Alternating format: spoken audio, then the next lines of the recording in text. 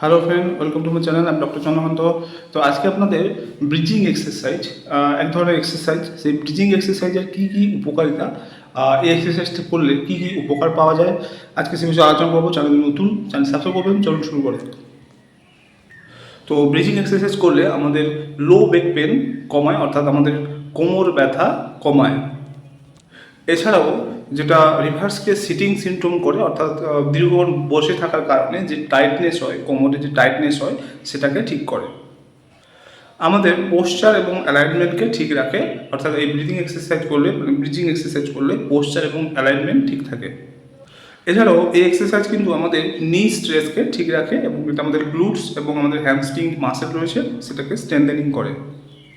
এছাড়াও এটি আমাদের ফাংশনাল মুভমেন্ট, অর্থাৎ প্রতিদিন যে আমরা কাজকর্ম করি সেগুলোকে ইমপ্রুভ করে, অর্থাৎ ফাংশনাল মুভমেন্টকে ইমপ্রুভ করে, যেমন বেড থেকে ওঠা, বেন্ডিং, ওয়াকিং, এগুলো।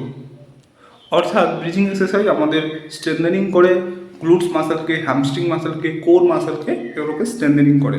তো আশা করি বুঝতে পারলেন যে ব্রিজিং এক্সারসাইজ করলে কী কী উপকার পাওয়া যায়। আজকে এই পর্যন্ত। চ্যানেল নতুন, চ্যানেল সাবস্ক্রাইব করবেন, লাইক করবেন। Thank you for watching.